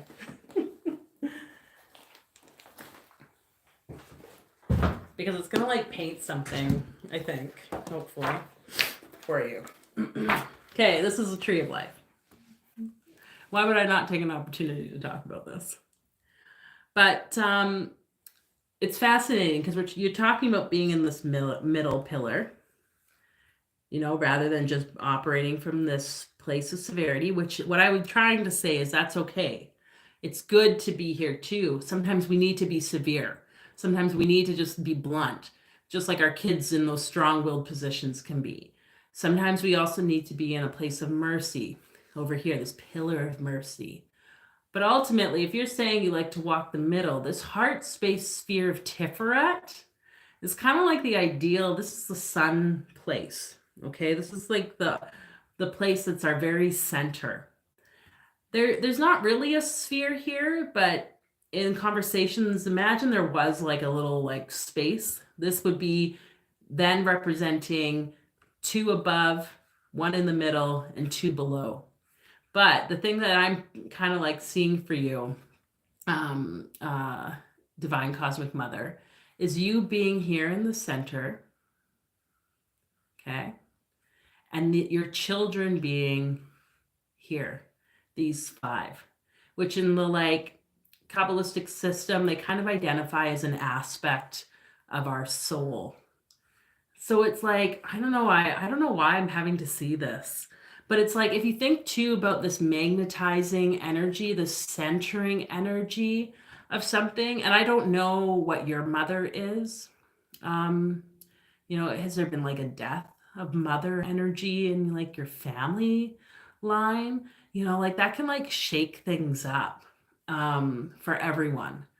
And I feel like the main thing to note around that, I don't know what this is for you, is this like sense that no matter what, this is going to be a center, like magnetizing a space for all the children, for the family line, okay?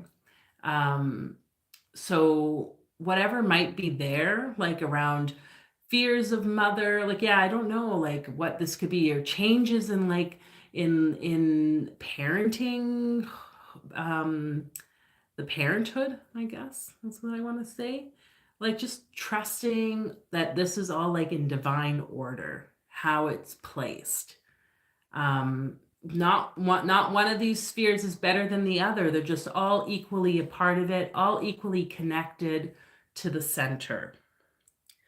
So with that being said, because I don't know if any of that makes sense, we have the death card, which it's interesting that they put the letter, I mean, I'm seeing the letter bet with this. Maybe I'm just misreading that. But we do have the ruined Berkana here. And Berkana is the mother. So there's something heavily tied here to this energy of this Bina. We have the Four of Cups, which I mentioned here before, that the four is what feeds like into, or what's like the first step of our physical reality. But where does it come from? It comes from the three, right? Three, then four, and three is Bina. It is the mother. So there's something here within this space for you to maybe recognize, like maybe, you know, when I say death, maybe it's really just like a surrendering of the process to severity, a surrendering to what it feels like to be strength, or to even be confused, because that's what I'm feeling right now, to be honest, for whatever reason. You know, how would this bird here feel just rolling around this this boulder? It's like, what's that? Is it Ipsius or whatever that's moving the boulder up the mountain, and then it like comes back down? It's almost like this repetitive sense of every day in, every day out. It's the same thing. And why? And that can bring in itself a sense of mixed emotions, mixed happiness, the good and the bad, right? But I think within the whole concept of the mother, it's really about us surrendering, trusting the birthing process, the dying process, tapping into the strength every day of how we are showing up. This like cardinal or this fixed Leo energy that even you get to choose from time to time, be more in the severity or be more into the energy of mercy with your household, with the relationship, maybe with your mother, or these people in your life that represent this like feminine energy. Because it definitely feels like there's a lot of feminine nurturing energy. Okay, I'm going to pull one of these.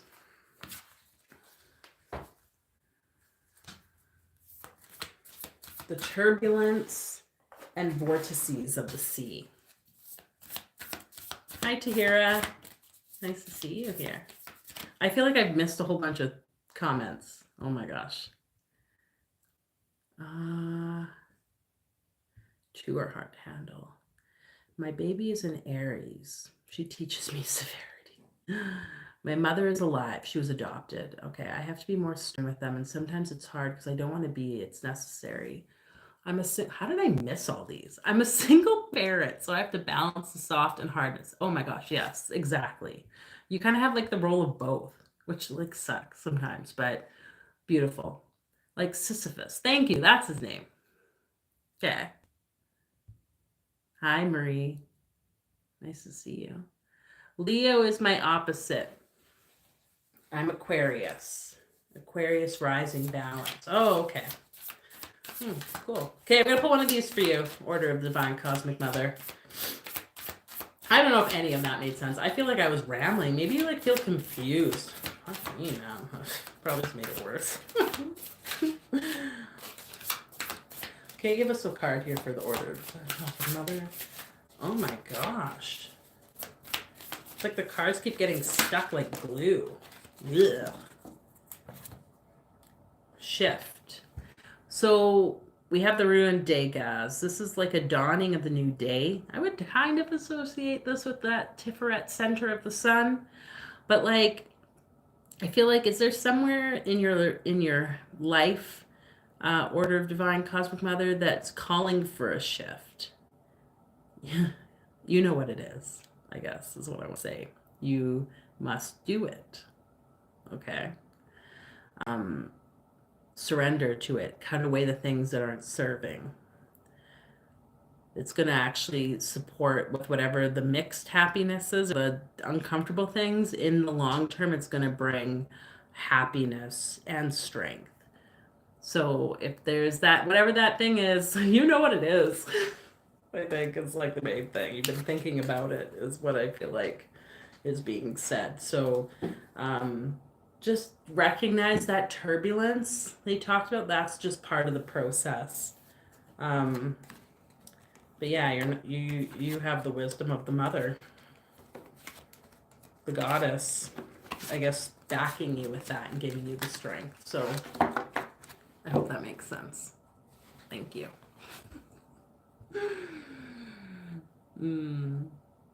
Oh, yes. Okay.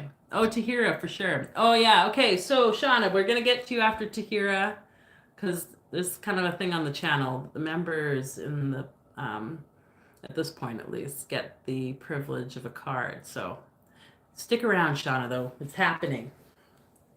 Okay, Tahira. Yes, you're welcome. Okay.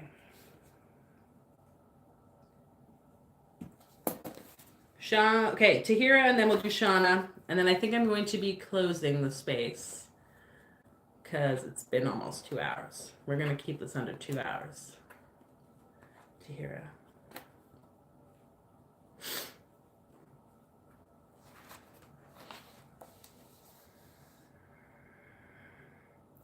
Okay. Then this is on page 137, by the way, number 14. Then there is the medium which transmits such as the void through which light passes from the higher to us below, or air by which odor reaches our noses, or sound our ears. Let me read that again. Then there is the medium which transmits, such as the void through which light passes from the higher to us below, or by air by which odor reaches our noses, or sound our ears. You know, this concept, this cosmic space, this energy of like the between. If you've ever done like a meditation where you kind of get into the quantum field, I feel like this is kind of what it's talking about. That at like a deeper kind of energetic level, but also at a physical level. So to hear it, we have the 3 of Swords, mourning. So I don't know, have you had a loss of someone or something? You're mourning something. You have the Ace of Wands. And you have Justice. So we have our Lamed card. And you have Isis, Daughter of the Swords or Princess of Swords.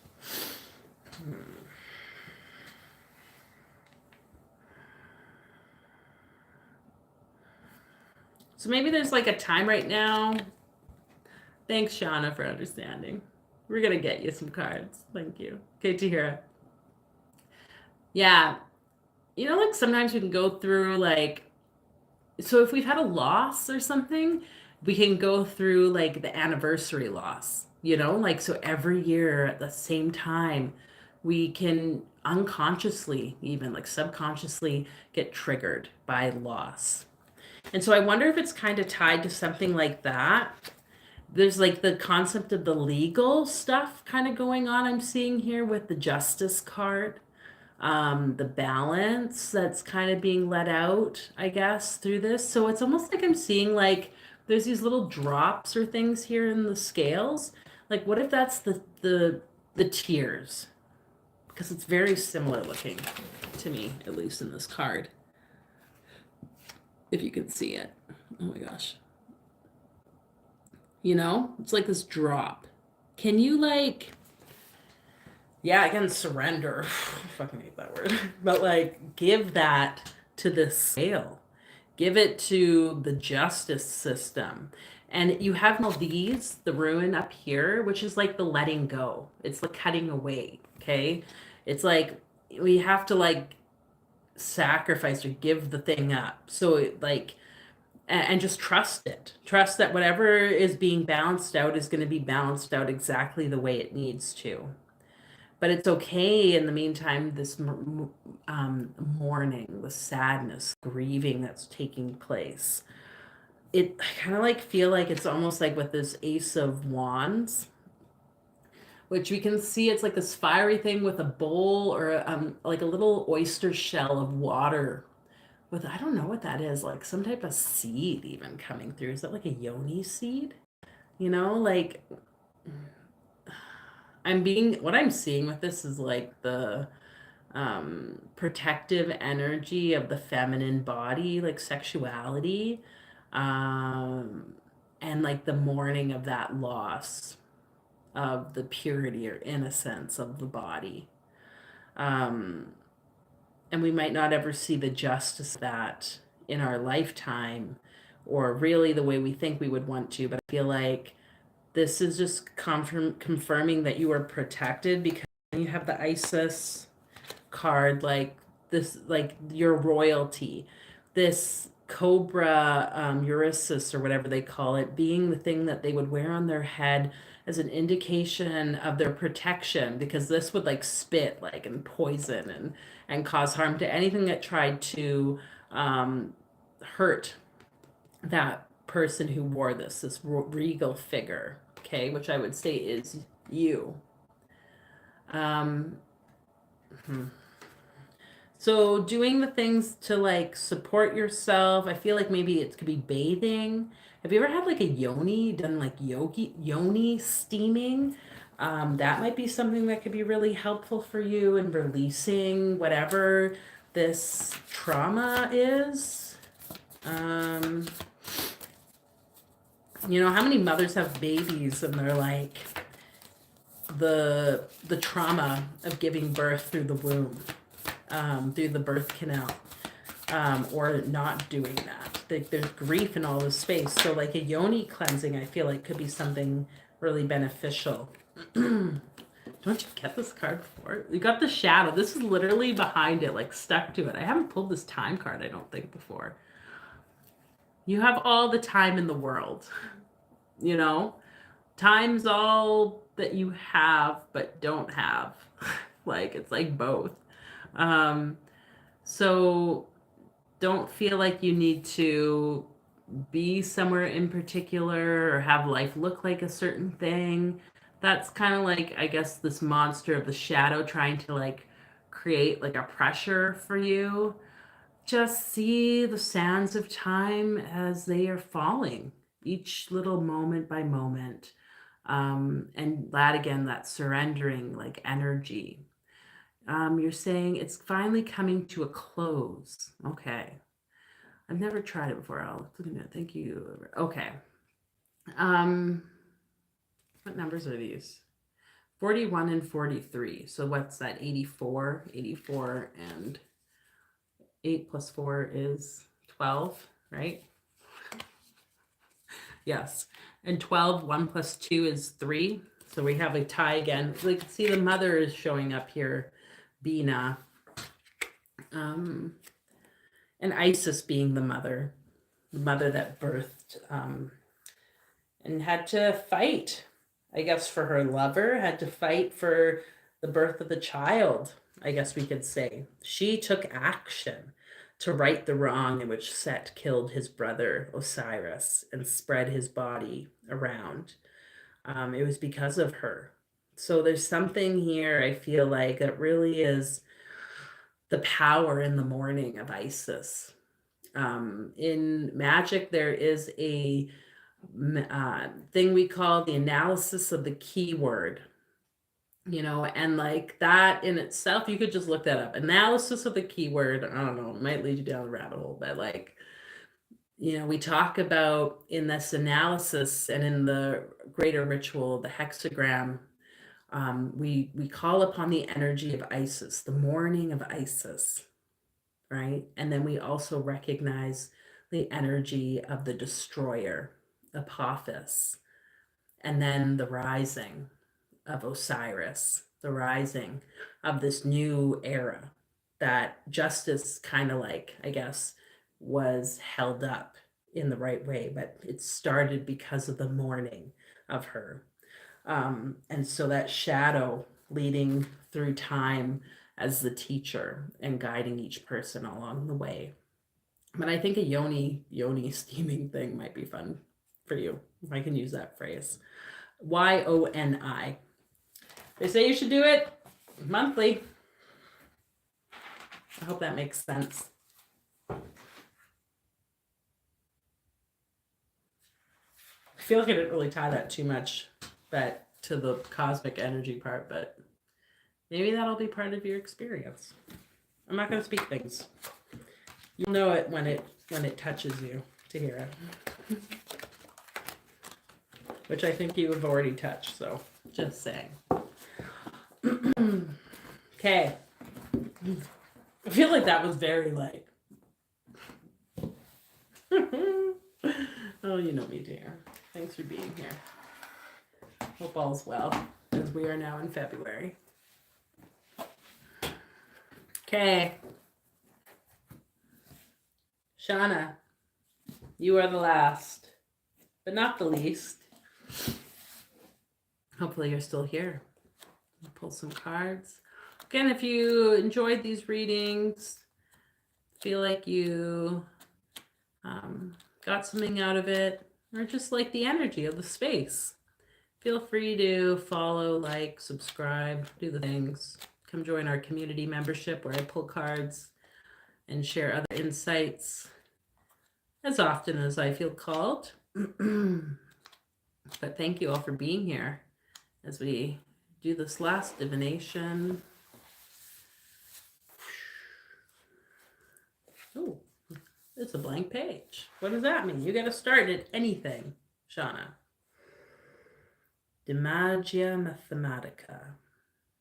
This was written 1589 to 1590, which is cool. Like, I just want to speak to that. Like, this blank page that then became something in 1589. Looked like a long time ago. God's influence guides the angels, and the angels of the celestial bodies. Let me rephrase that. I added a word that I don't think is supposed to be there. God's influence guides the angels, and the angels, the celestial bodies. The celestial, the elemental, the composite, the senses, the soul, and the soul, the animal as a whole.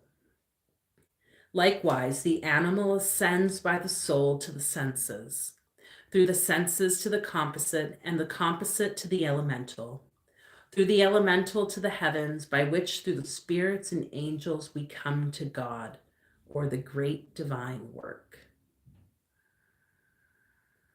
So everything that comes to us here in this form of the physical, to us as humans, is directed from God, which is influenced through this kind of hierarchical system, is what he's saying. It's all very divinely guided, including the words written on the page, being divinely guided. Do you think he just like, just like wrote things? It's like, no, it's like it came from somewhere, being an influence from one thing to the next thing to the next thing. So Sean, I feel like that's something to be conscious of. Whatever you're feeling like a call to do or create or explore, how you wish to be. Apparently I've been on here for too long. My phone's giving me a warning. Let's pull some cards.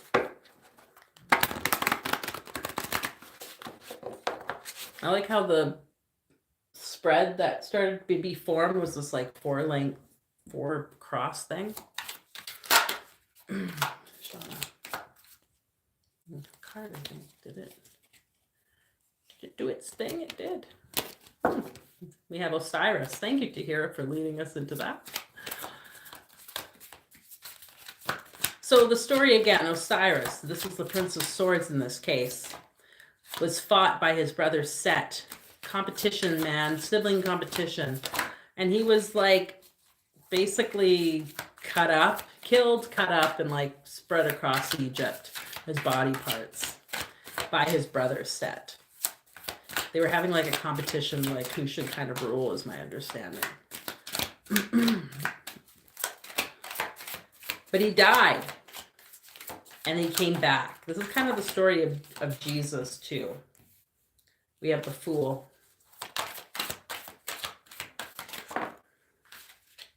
We have Mourning, Three of Swords again.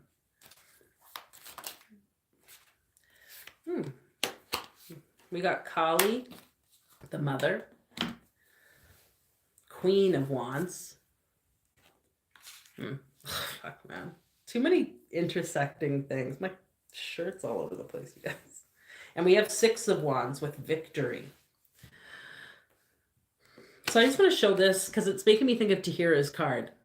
Again, this yoni. She's like, Kali's there, kind of legs spread. Like, this to me is like the perfect image of a yoni steaming, because she's like legs open, cosmic birthing egg of the serpent, or like literally birthing a person out of her, creating something.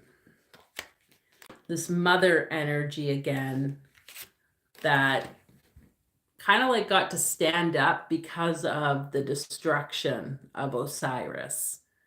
This experience of Osiris's death had to be, I guess is what I want to say. It was part of like the cosmic order of how things were going to play out within the whole birthing and destroying, so that new things can come from that destructive space. This is ultimately, I guess, like the cycle of life.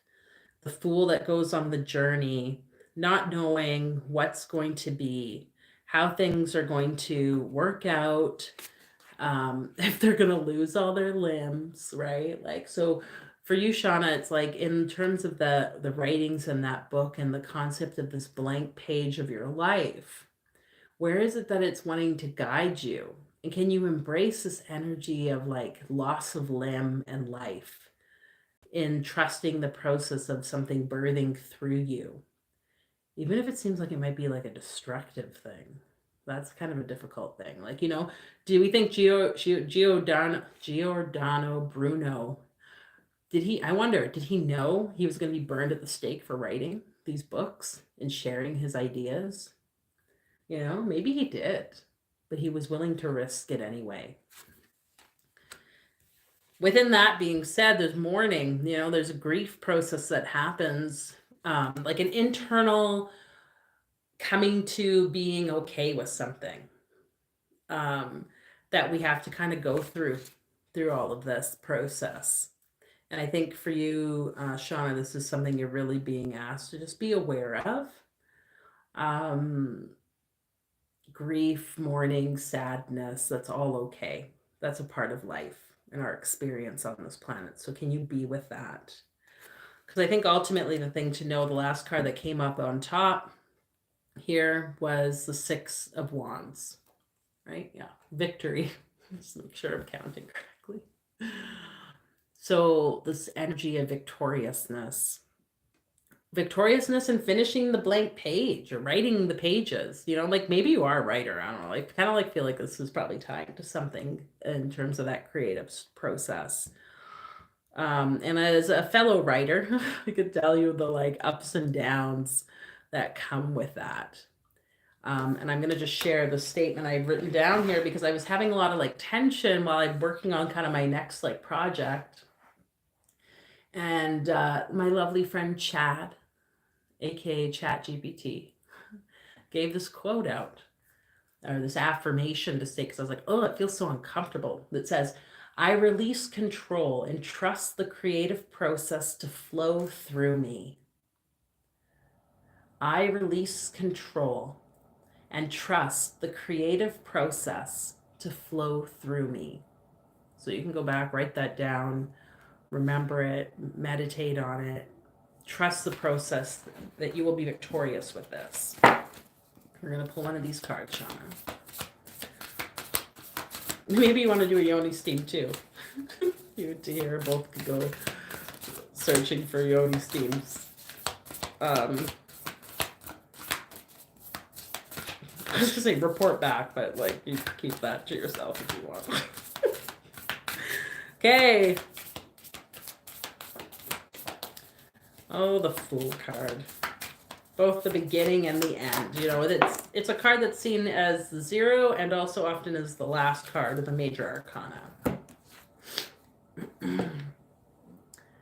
Meditate. So this is something I think that we can all benefit from. Meditating.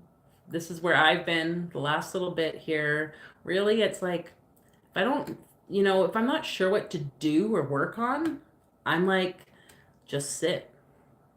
The Zen Buddhist concept of just sitting. Doesn't need to be any particular type of meditation. You know, sure, I'm talking about the Shem Hermephrash, the 72 names of God, and the work that you could do with my book and meditating on those names. But it doesn't even have to be that. Like, it doesn't have to be that complicated, if I can use the word complicated. Maybe it could just be as simple as just sitting and being present. I think working with the names helps to like shift energy and align us with more of this sort of awareness. But it's about finding balance between those things. So meditating, Shauna, can be really helpful. Finding the moments of stillness and quiet. That's also, again, the void space. This hierarchical connection to the angelic realms and above or between. All that is going to, it aligns you, right? That's why this person's holding the mudra with the spirit finger. Literally thumb, index finger touching, connecting to spirit. So whatever that means for you, Sean. Thank you for being here. And all of you, thank you. I appreciate it. Nice to connect with you, share this energy. You know, we started before with that place of just a few breaths to still our minds and bring us into the present moment. So we're going to end with that. Just finding that place of stillness, maybe having your eyes closed or gazing down on the floor at a point beneath your eye level. And just taking a few breaths here and intentionally relaxing the body on the exhale.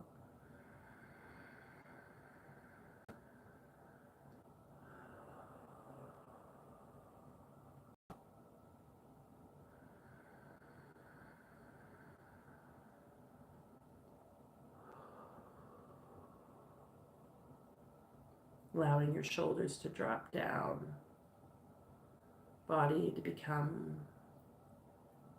almost weightless with relaxation.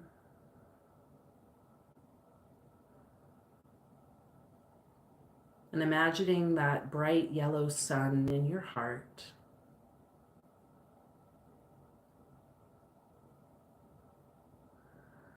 This vibrant space of beauty inside of you.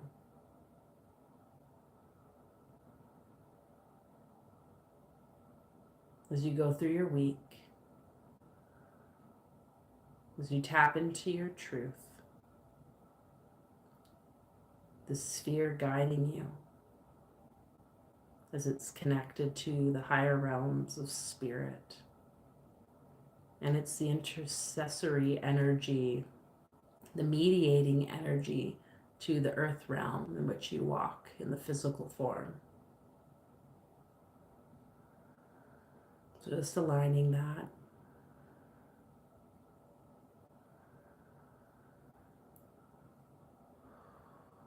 Taking a deep breath in, letting it go.